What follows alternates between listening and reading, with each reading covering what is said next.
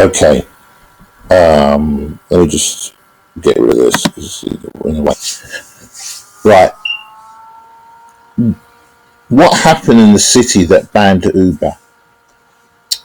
Now, I've been reading through this, and one of the things I really hate is the fact that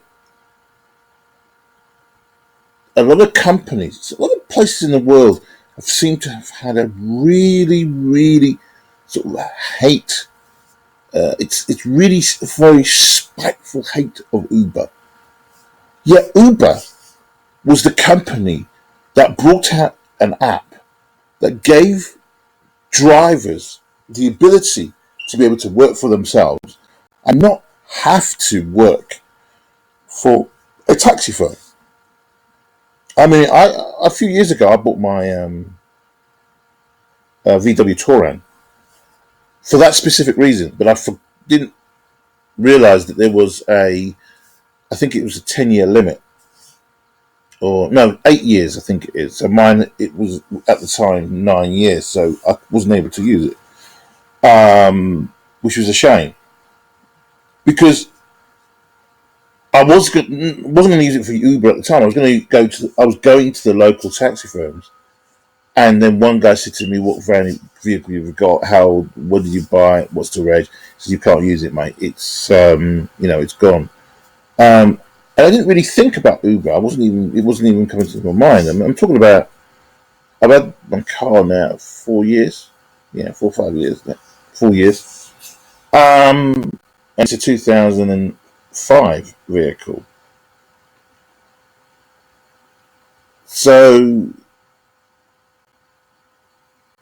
yeah. So, but the point is that the vehicle is a great vehicle. It's still working now. I've had a few little problems with it. The starter motor went when I was going to deliver something to somebody, so I wasn't able to start the vehicle. Like I don't know whether it would have happened, stop the vehicle in the middle of the road. But anyway, new one was put in. That was about 2 years ago. Yeah, it's working great. A spring on the right driver's side had broken on the axle bit that had been replaced, um, and it's done over 230,000 miles. Fantastic diesel vehicles, really, really good quality. But if I get another vehicle, I'm looking for in the future the Land Rover Discovery. Um, I'm going to try and make sure, obviously, I can get it to try and use it for taxiing as well, and connect onto you obviously have to go through all the process of as a normal private. You have to do I mean, you go to Uber, they tell you exactly what you need to do. You have to take your test, do all that kind of nonsense. Once you do all that kind of business, it's the same process as you go through yourself. Once you get all that, you get certified and a certificate, and you can put it in your vehicle, you can drive it. Then you can register with Uber. Obviously, you've got to insure the vehicle. It's going to be very, very expensive on the Land Rover Discovery. Um, because I remember, I think it's about £600 per month. One guy was telling me that he was paying for insurance on his vehicle. So what that'll be it'll probably be double that fairly easily for the insurance for a taxi. As a taxi. But anyway, I mean that's just something I'm thinking about in the future. But I've really been annoyed. I mean, the executive that was there, I thought he was charismatic. He was tough. He was a hard man. He was a proper business. He took no nonsense. He took no shit from anybody. And he was I thought he was. It's a shame that he was kicked out. But people were gunning for him, gunning for this guy. You know, Because he didn't take nonsense. He wouldn't take nonsense.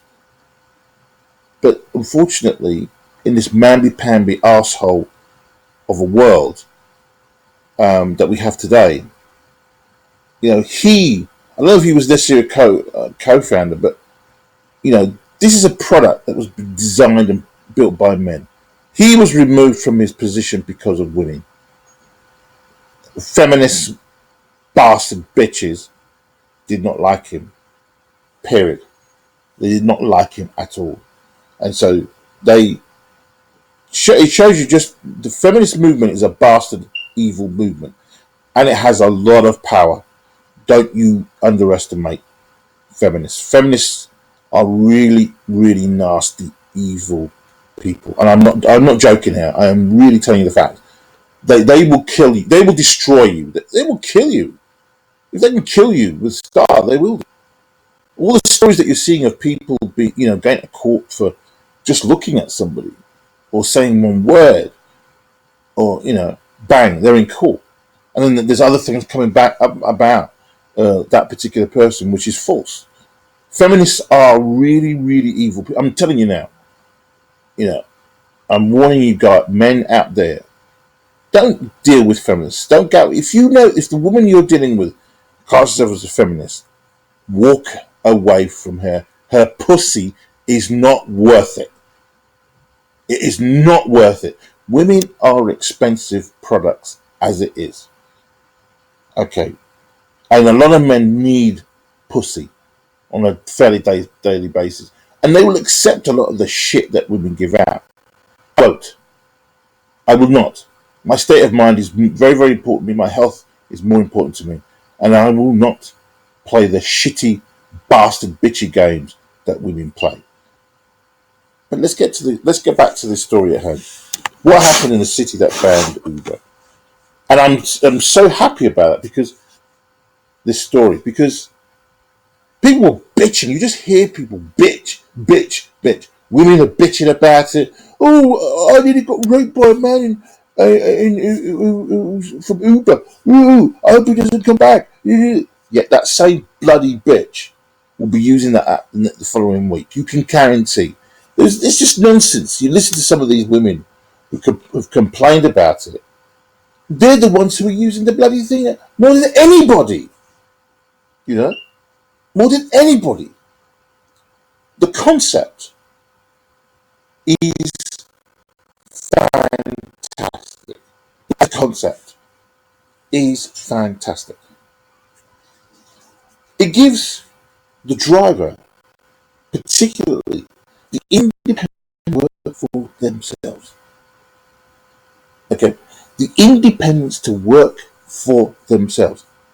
They don't have to look for a local, but they can, they get the app. Obviously, when they've gone through the registration and they're registered as a taxi driver and all that kind of business, all that, they log in. And it might be 8 o'clock in the morning. It's a bit cold. I'm not going to start work now. So they wait till 12 o'clock. Then they work, maybe say for 4 hours. Come in, have something to eat.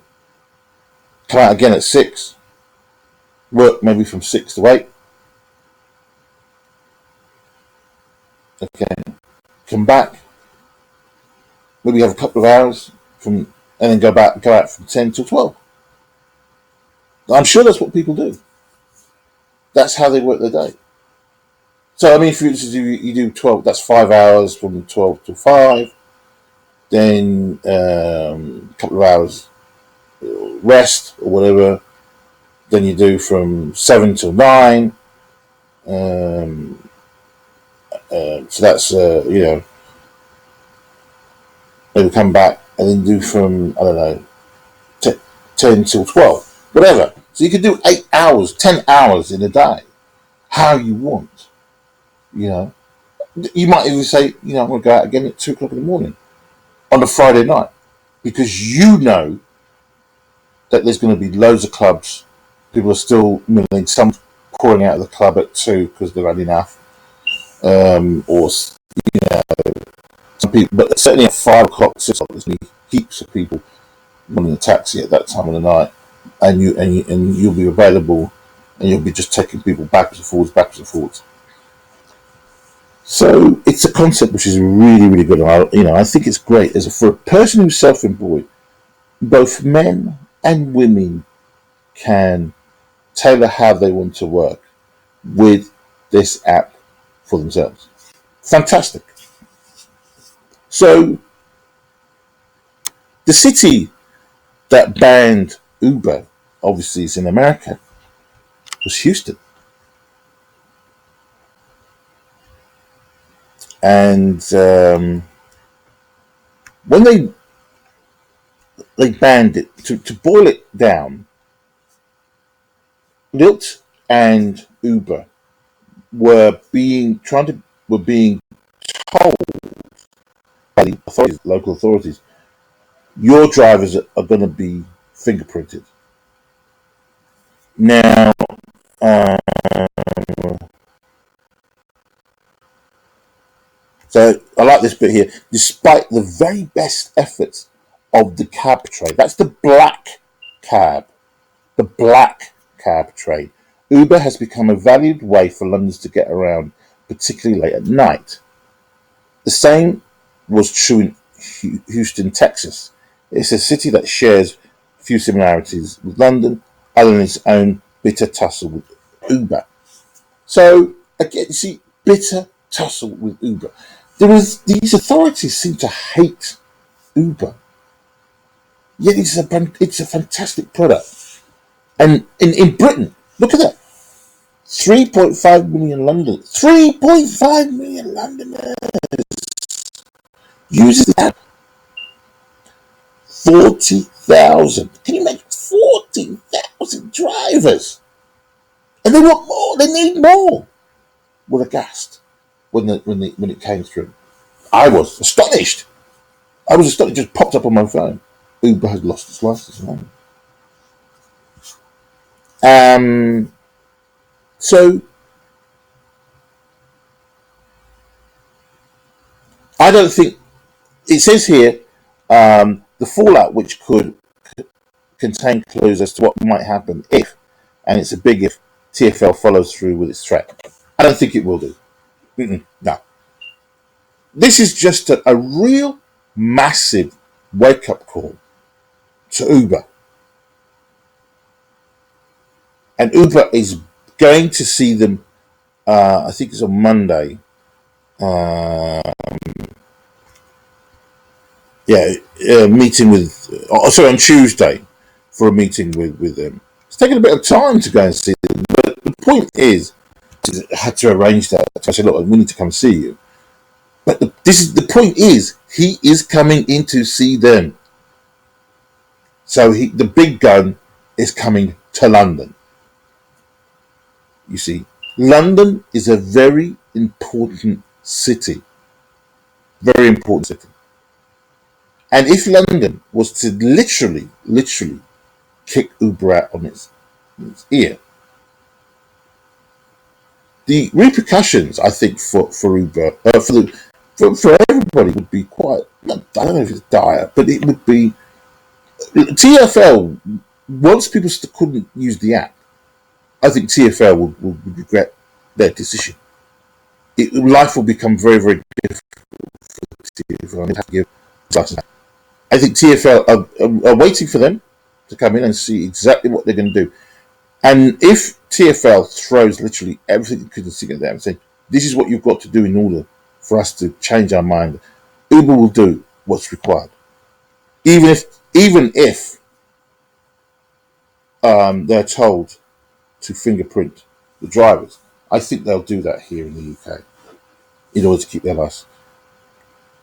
So it said Uber has been available in Houston since 2014, but on 10th of May 2016, so 2 years later, Uber and rival service Lyft turned off their apps and left.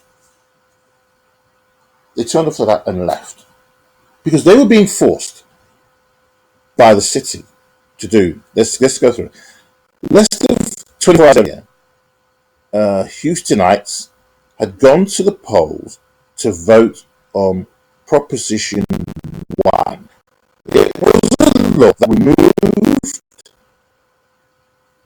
a requirement on ride-sharing companies to gather fingerprints as part of their background checks on drivers, as well as sharing more data with city officials. So you see, the thing is, it was a law that removed a requirement for this fingerprint, this for this. So this is just for file sharing companies, it seems, not for other local telcos. Why wasn't this required for everybody, but it was just for these two companies? So it just showed that they were really, when people in life, so when they make out they're trying to be fair with, but they become nasty. People in those offices and officials said, we're gonna drive Uber and these people, we're gonna get rid of them. We don't want them in our towns. But you see, the thing is, people want Uber in their towns. I'll tell you what. Here we go. Uber didn't want to do this. It argued that the fingerprint database drivers would be cross-checked against would be inefficient. It's not just that. It's unfair.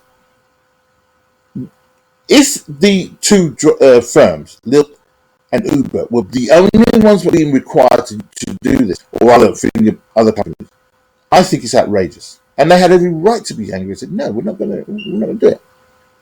Uber didn't want to do this. Okay? It is likely, though, Uber especially,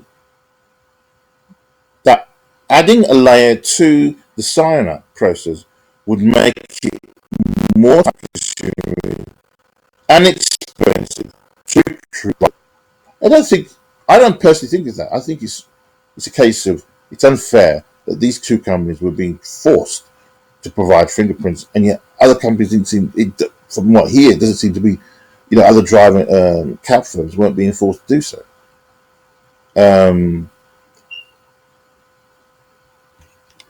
It's something the company, in all the markets it works in, consistently seeks to avoid. Okay, now if fingerprint is, a thing that all cab firms do, then Uber needs to abide by that law, I'm afraid. But if it isn't, then I don't see why it should be forced to. It's not fair. It's something the company. Sorry, I've already said that. Sorry, it's something the company, all the markets it works in, consistently seeks to avoid. And in Houston, it was prepared to spend big to avoid the restrictions. So it wanted to stay there in that, in Houston, and it wants to comply with the law, but be fair. That's all it was asking. David Butts, a political twat, a political consultant who campaigned against Uber. So you see, campaigned against Uber during the dispute, estimates that the firm spent more than $10 million fighting city officials. We have never seen a campaign that spent that much money for anything, he said. Uber did not respond to comment on the story. So, in other words, it doesn't matter really. Whatever the size of the lobbying bill, it wasn't enough. Mr. Progress saying, that's the new chief executive of Uber, said Uber's poor corporate reputation may have been a factor in TfL's thinking, and the same may have been true for Houston's voters, according to Ben Ware, reporter for the Houston American Statesman. So it seems like the proposition was to try and force Uber to bring in this fingerprint thingy issue. Okay. I think a lot of people that actually actively use their service here in Houston voted against them when they'd leave because of the corporate behaviour that at that time had gone. about 2 years. So listen to this. This is complete, total bullshit. I think a lot of people that actually actively use their services here in UC voted against them. So these are people that use their app on a regular basis, voted against them. In other words, wanted that proposition one to be brought in to force Uber to fingerprint their people, knowing that they'd leave because of their corporate behaviour. So they use their app anyway. You can see them tapping away. Oh, I hate you, you bunch of bastards. I can't stand you people. And Lilt, who use the same thing, you're a bunch of bastards. And yet going to wherever it is, wanting them to be moved out there. It doesn't make sense. It sounds like a plain and total shite. There are some people in this world that have real mental problems. Really have.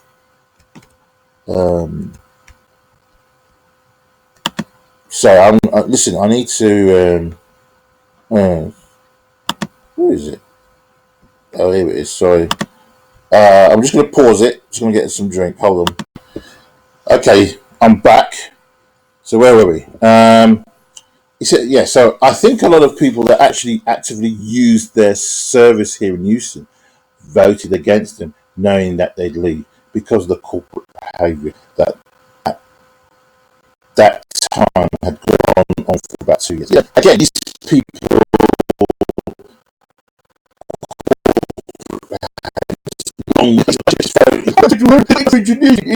we're a sexist company. Fucking bastard bitches. They never design anything. Okay. Never design for them.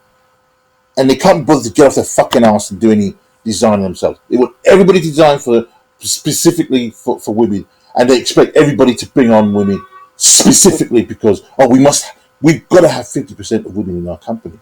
They shouldn't. Like Google's being forced to. I mean, I think 30% of the population of the companies is female, and the bitches are still not satisfied. They're saying that Google should be 50% women. Why? Why should there be any at all? We digress. They showed that and basically ignored the city's rules, and so just like that, and okay. Andy Tribe, and his team got to work. We basically stayed up all night for about 4 weeks or so to try to kind of get it up and going. He told the BBC. So this is alternative apps. Let's carry on. It's the world's only non-profit version of ride share. Complete bollocks. He's the co-founder of Ride Houston, a locally developed app that stepped in to take Uber's place. Oh, yeah. One of 11 eventual alternatives that popped up in the weeks and months after Uber's disappearance. Look, I think it's good that there are alternatives. Not just Uber and Lyft. Let's have 4 or 5 or 6 or 7 or 8 of these. But you see, the point of the fact of the matter is this: they didn't bring out the apps when Uber came. It was in town. They didn't see Uber as a profit thing. They didn't know anything about it. But they came into town, quietly did their business. Yelp came to town, quietly did their business. And it's only when all the fuss was being made, all these companies, oh look, we see an opportunity to make money. Let's do something that we hadn't designed. Let's just jump in and we can, 11 eventual alternatives. So they hadn't been around before. They just tried to start. As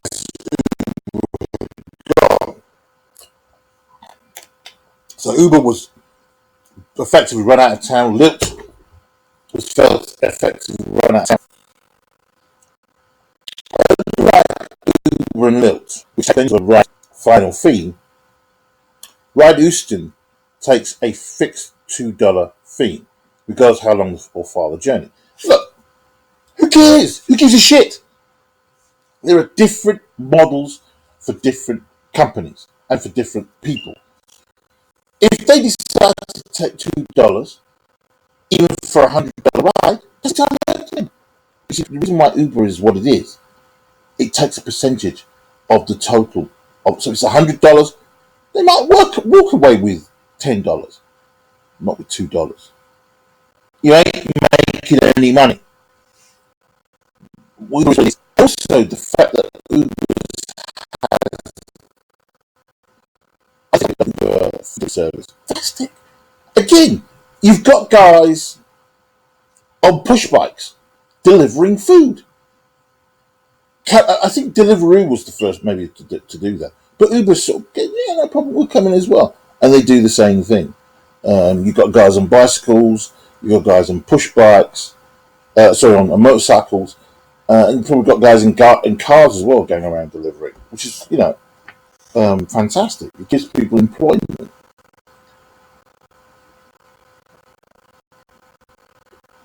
So I'm just thinking, I've got throat really.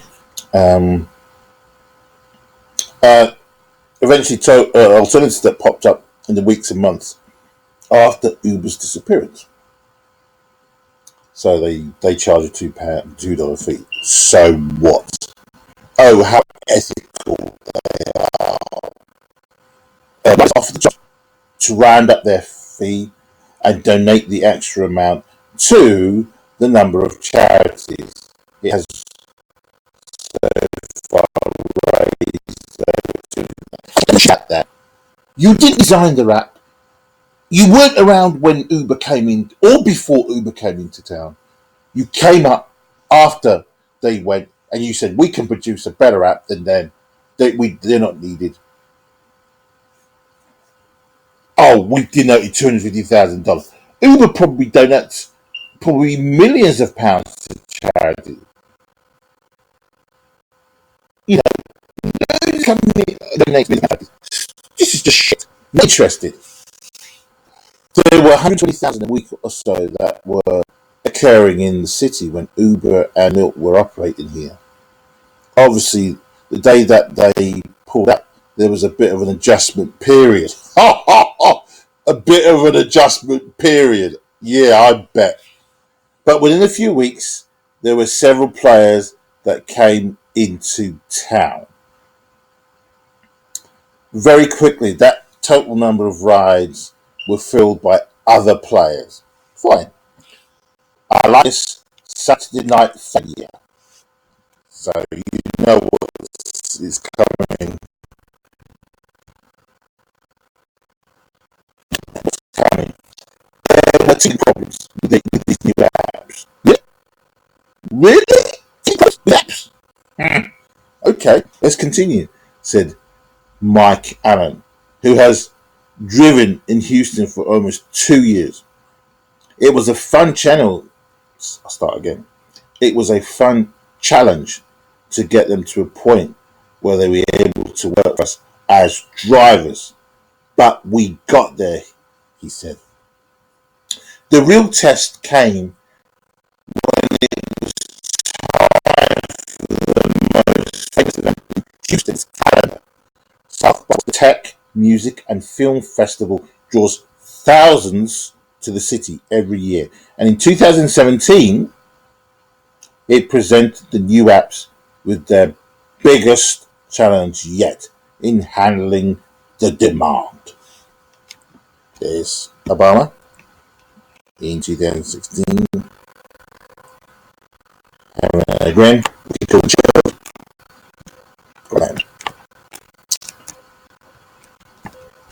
The challenge grew too great for the middle Saturday of the festival, when, as afternoon rolled into evening, it started to pour down with rain. Among those opening up apps, trying to find one that was still working, Ride Houston buckled, as too did Fasten Another app that moved into the city when Uber left. Technical issues are just part and parcel of tech businesses, said Vlad Christoph, co-founder of Fussen. Yeah, we all know that, of course. But you learnt the bloody hard way, mate. We had braced for a 10-time increase. We got 17 times. So there you go. You know, you didn't plan far enough ahead. Those things. Yes, we had a little bit of hiccup. Woo! Yeah, right. Big boys back in town. So you know what is coming up. But by June, Uber and Lyft were back. There hasn't been a comparison on security. There hasn't been a compromise on security or data. Instead, state power in Texas overruled Austin's local decision by creating statewide rules on ride sharing that did not insist on fingerprint checks. So you see, this is an example.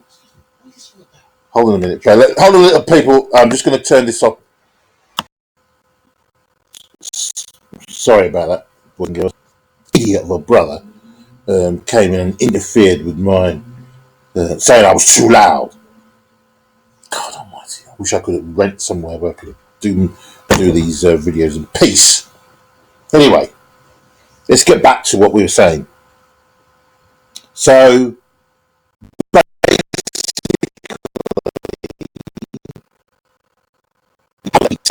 in Houston had seen what a disaster it was, and actually saw that technology like Uber was there to stay. It now become as important as gas, electricity, and water. It was now part of the fabric of Houston. And those idiots that were screaming and shouting, yet using the app at the same time, realized that these other alternative apps just weren't cutting it.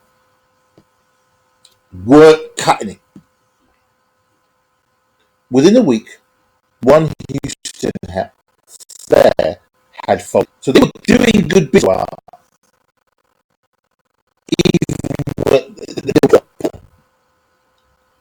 Ride Houston saw its bookings drop by 55%, and it hasn't ever recovered. The locals apps all maintain that they have plenty of drivers who make more money on their apps per trip than Uber. Who cares?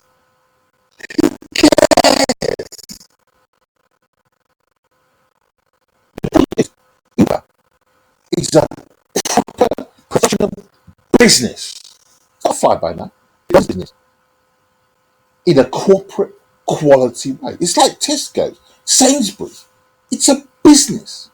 It's not it knows how to run its app. It knows how to run the business.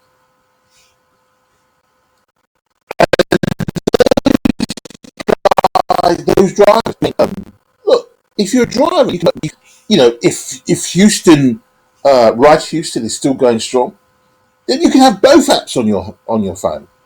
If you want to have, you can register them both, and whichever one comes up first, you log in, go and do that one. And if there's nothing on Uber, you go on to Ride Houston. It's a local one. If there's something that pops up there, you know. But the matter is this: when it came back in town, boom! Everybody who had wanted to run out of town were grateful that they were back, and they were using their apps, and they didn't have to compromise on security. And this was, and Houston made, like you say, Instead, state power in Texas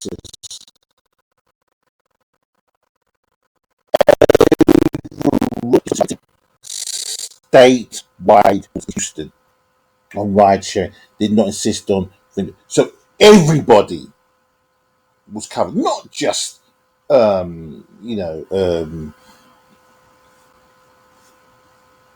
you know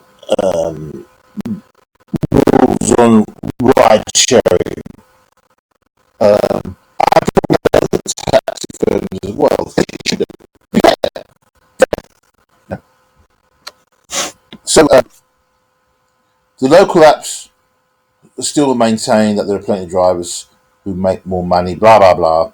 And although it's difficult to measure, independent, the fares are same or cheaper too. Great, that's fantastic. The locals, if they want to use them, they now have these guys, and if they're still around in time, which makes you wonder, why did users go to Uber and not? Yeah, well, this is the bit I nice. Very their there you go, big company and promotions to get their share back, Mister Whatever he says, because you're not in that position. You had that position. You had everything, and your business wasn't able to do it because it was too quick.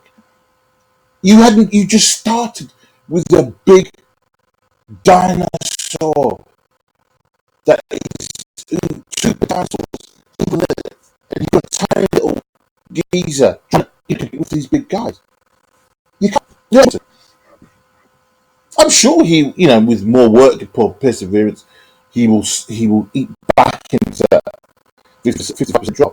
But at the meantime, it's just the big professionals are back in town. They were very good. Yeah, sorry. Farson's Mr. Chekhov thinks brand recognition beyond the city is the problem. Right. Okay. Um, the part that we've lost is visitors. Okay. So in other words, the visitors don't know anything about the local nonsense. Uber is a worldwide brand. Literally, it's a worldwide brand. Everybody knows the name Uber. I mean, the word Uber is it German? Yeah, I think it's German or Greek. German, anyway. You got Germany. Have you heard of Uber? Oh, yes, we know Uber. Thailand, Uber? Oh, yeah, we've heard of Uber. So it's a company. Into Houston will use Uber. Won't even know who these local brands are. They don't care. They don't know who they are.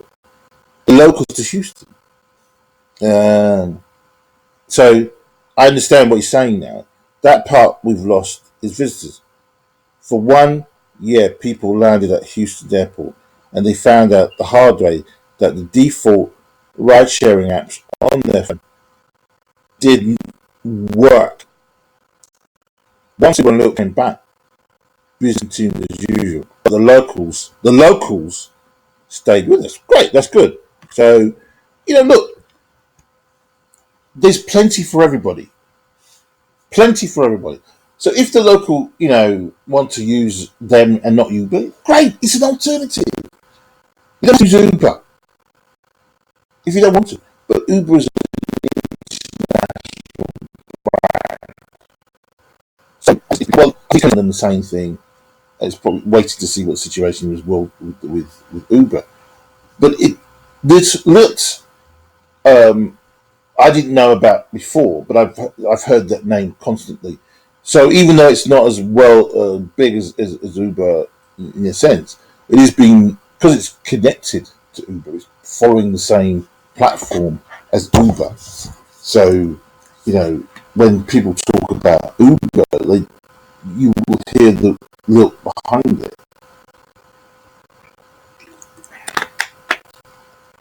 Okay, so drivers too have turned more.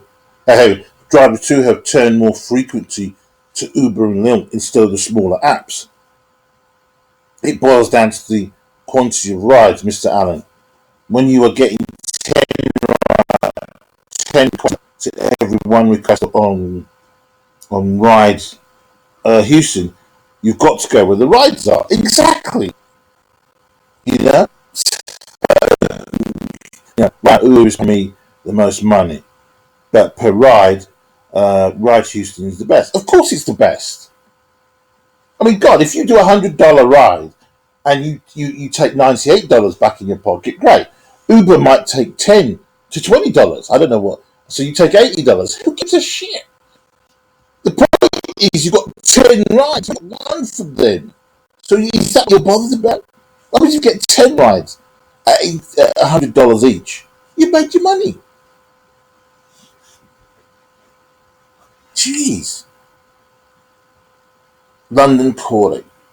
I think it's unlikely that Uber's troubles in London will reach such a breaking point that the company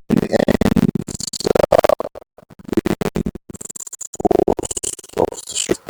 Because keeps it on the road for the foreseeable future, and when dealing with city officials, Uber's new CEO, Mr. Whatever he has hinted at an ever so slightly more understanding approach than the man. Let me just say that. Let me read it. When dealing with city officials, Uber's new CEO, Mr. has hinted ever so slightly more understanding approach than the man he replaced, Travis. Let me tell you something, and I'm going to make this very clear. Any company out there who needs a CEO or whatever should snap up Travis fast. Fast.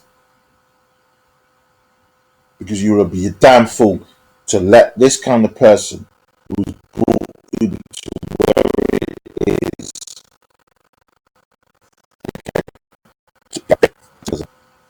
The feminists didn't like this guy. That's all and simple. That's what crashed this geezer. Feminism. I don't care what anybody says, they can go and fuck themselves. Feminism is what crashed this geezer. The feminists did not like this guy. Period. Okay. The feminists did not like this guy at all. Okay. If Uber does leave, and that's a big if, there are already a number of apps already in play, not to mention black cabs.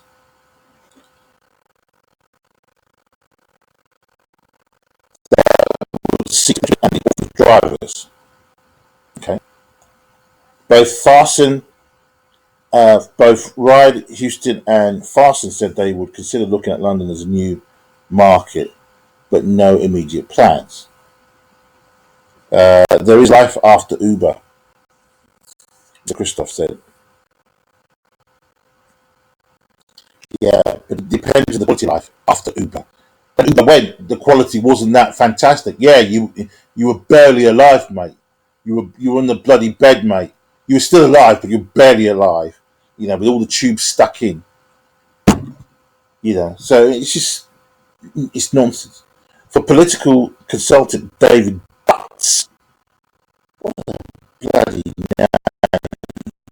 David Butts, who worked with Houston City Council on the issue, he speaks to a bigger problem of billionaire-backed startups believing they are free to dictate the rules. To city officials in London, he says, stand up to them. Don't cave in. They are not as strong. Make the case to people. Do you want a corporation dictating the city of London? People don't give a shit about that. All they're bothered about is their apps that work. But this is quite interesting here. If Uber does leave, there are already a number of apps already in play, not to mention black cabs. The problem what people don't understand is that Uber, even when the prices will go up, or whatever a little bit, are still considerably cheaper than black cab. Period. Still considerably than black cab. You know, if I was to hail a black cab, just stand out there and see one as a black man able to hail one down. How much would it cost me to get into the city? It would cost me a lot of money. If you do use these apps, I must admit, look, before Uber came on, I was using other apps. I remember not apps, I used to book online for taxis. And they did them up. The thing that I liked about them was that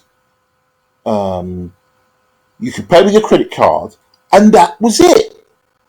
The problem with when you use local cab firms, you phone them up and say, "Listen, mate, I want to go to this place, this place." Yeah, mate, £40. Say, okay, that's or yeah, 14 quid. You get into the cab, the guy takes you to where he says, £20. What do you mean £20? I was told it's 14 quid. That's £6 in what are you talking about? No, I don't know what they're talking about. It's a £20 ride, mate. It's £20 ride. You know.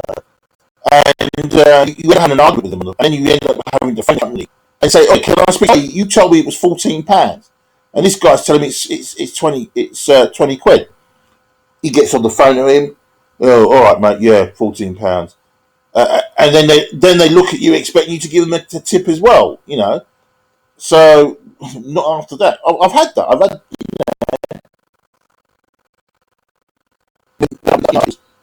It was 8 quid. The guy's telling me it's £10. I don't mind paying. You know, if nobody minds that. But to be honest with you, no one likes being taken for a ride. Sorry about the pun. You know, if it's £8, it's £8. If it's 12 quid, it's because you might only have literally that in your pocket. You know, so or you might have. You've got £1 I can give to the driver.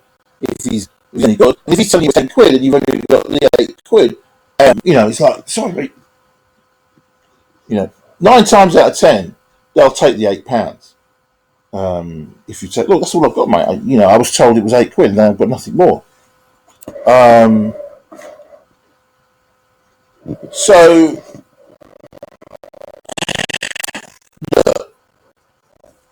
this guy, Mr. Butts, has got a bee in his bonnet about who can't stand them, hates them.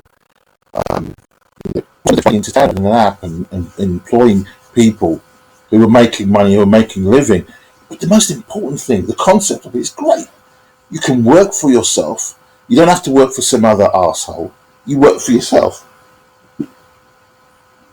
But anyway, I think it's. I don't think Uber will lose its license.